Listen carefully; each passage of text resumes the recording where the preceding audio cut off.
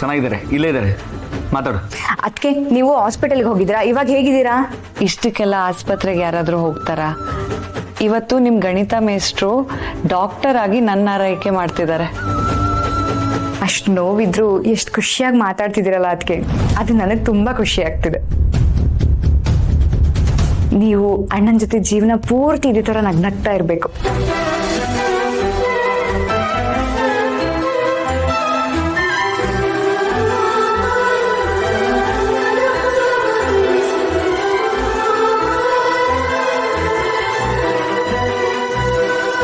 ಏನದಕ್ಕೆ ಮಾತೇ ಇಲ್ಲ? ಅಲ್ಲ, ನಿನ್ನ ಮಾತನ್ನ ಕೇಳಿ ನಮ್ಮಿಬ್ರಿಗೆ ಏನು ಹೇಳಬೇಕು ಅಂತಾನೆ ಗೊತ್ತಾಗ್ಲಿಲ್ಲ.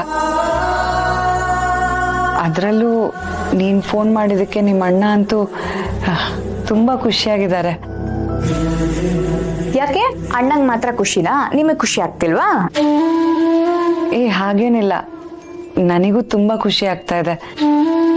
ನಿನ್ನ ಜೊತೆ ಮಾತಾಡಿದ್ಮೇಲೆ ಒಂಥರ ಮೈಂಡ್ ಫ್ರೆಶ್ ಆಗಿ ನನ್ನಲ್ಲೇ ಚೇಂಜ್ ಓವರ್ ಕಾಣಿಸ್ತಿದೆ.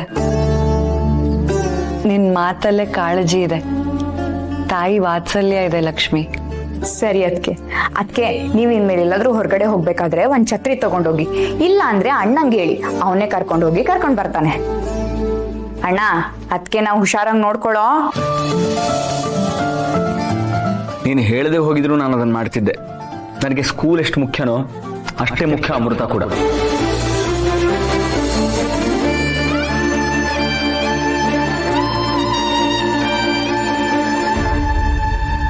ಸರಿ ನೀವಿಬ್ರು ಆರಾಮಾಗಿ ಟೈಮ್ ಸ್ಪೆಂಡ್ ಮಾಡಿ, ನಾನ್ ನಿಮ್ಮನ್ನ ಡಿಸ್ಟರ್ಬ್ ಮಾಡಲ್ಲ. ಬಾಯ್. ಬಾಯ್ ಲಕ್ಕಿ.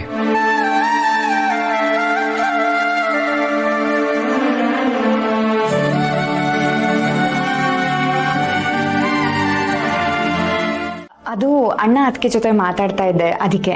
ಲಕ್ಷ್ಮಿ, ನಿನ್ನಿಂದ ಈ ಮನೆಗೆ ತುಂಬಾ ಒಳ್ಳೇದಾಗ್ತಿದೆ. ಇವತ್ತವರು ಆದಿ ಹತ್ರ ಕ್ಷಮೆ ಕೇಳೋ ಹಾಗೆ ಮಾಡ್ದಿಯಲ್ಲ, ನಂಗೆ ತುಂಬಾ ಖುಷಿ ಆಯ್ತು. ಈಗ ಅಮ್ಮು ಹತ್ರ ಫೋನ್ ಮಾಡಿ ಅವಳ ಆರೋಗ್ಯ ವಿಚಾರಿಸ್ಕೊಳ್ತಾ ಇದ್ಯಾ.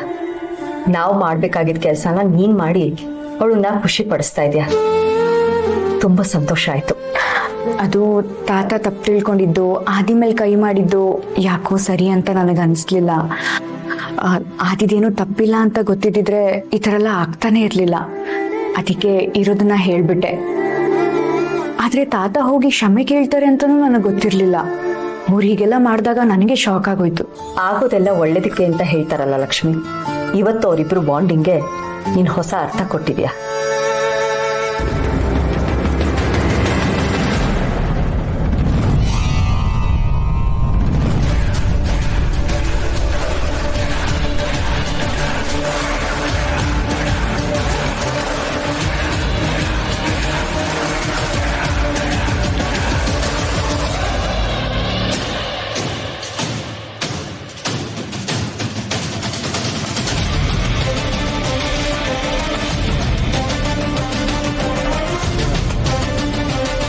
ಇದು ನನ್ನ ಕಬೋರ್ಡಲ್ಲಿ ಇದ್ದ ಗಿಫ್ಟ್ ಅಲ್ವಾ? ನೀನ್ ಹೋಗಿ ಎತ್ಕೊಂಡ್ ಬಂದಿದ್ಯಾ? ಅಯ್ಯೋ ಇಲ್ಲಮ್ಮ, ಇದು ನಿಮ್ಮ ಹತ್ರ ಇದ್ದಿದ್ದ ಗಿಫ್ಟ್ ಅಲ್ಲ. ನನಗೂ ಆದಿಗೂ ರಿಸೆಪ್ಷನ್ ಅಲ್ಲಿ ಬಂದಿರೋ ಗಿಫ್ಟ್ ಇದು. ಅಲ್ಲಿ ನೋಡಿ, ಅದೇ ಬಾಕ್ಸ್.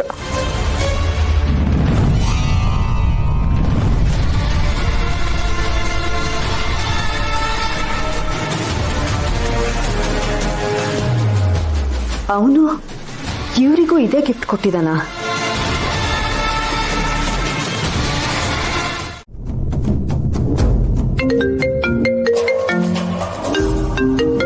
ಇವಳು ಯಾಕೆ ಇಷ್ಟೊತ್ತಲ್ಲಿ ಫೋನ್ ಮಾಡ್ತಿದ್ದಾಳೆ? ಈಗ ರಿಸೀವ್ ಮಾಡೋದ ಬೇಡವಾ? ಮಾಡಲಿಲ್ಲ ಅಂದರೆ ಸುಮ್ಮನೆ ರಿಸೀವ್ ಮಾಡೋವರೆಗೂ ಪದೇ ಪದೇ ಫೋನ್ ಮಾಡ್ತಾನೆ ಇರ್ತಾಳೆ. ಮನೇಲಿ ಇವಳು ಏತಿ ಅಂದರೆ ಹೊರಗಡೆ ಇವಳು ಪ್ರೇತಿ. ಹಾಳಾಗೋಗ್ಲಿ, ಅದೇನು ಕೇಳೋಣ. Hello, hi Shami. ಆದಿ, ಈಗಲೇ ನಾನು ನಿನ್ನನ್ನ ನೋಡಬೇಕು, ಮಾತಾಡಬೇಕು. ಶಮಿತಾ, ನೀನು ಕುಡ್ದಿದ್ಯಾ? ಎಸ್, ನಾನು ಇವತ್ತು ಪ್ರೀತಿಯ ಅಮೃತಧಾರೆನ ಕುಡಿಬೇಕು ಅನ್ಕೊಂಡೆ, ಆದ್ರೆ ಅದಾಗ್ಲೇ ಇಲ್ಲ. ಅದಕ್ಕೆ ಕುಡ್ದಿದ್ದೀನಿ. ಶಮಿತಾ ಇವಾಗ ಏನು ಮಾತಾಡೋದು ಬೇಡ, ನಾಳೆ ಕಾಲೇಜಲ್ಲಿ ಸಿಗ್ತೀವಲ್ಲ ಅವಾಗ ಮಾತಾಡೋಣ. ನೋ, ನಾನ್ ಈಗಲೇ ಮಾತಾಡಬೇಕು. ನಾನು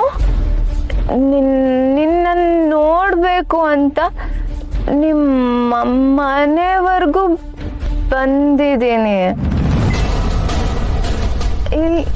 ಇಲ್ಲಿ ಲೆಫ್ಟ್ ತಗೋಬೇಕಾ, ರೈಟ್ ತಗೋಬೇಕಾ, ಏನು ಗೊತ್ತಾಗ್ತಿಲ್ಲ. ಅಯ್ಯೋ ದೇವ್ರೆ, ಕುಡ್ದಿರೋ ಟೈಮಲ್ಲಿ ಏನಪ್ಪ ಮಾತಾಡೋದು? ಬೇಡ ಅಂದ್ರೆ ಸೀದಾ ಮನೆ ಒಳಗಡೆನೆ ಬರ್ತಾಳೆ.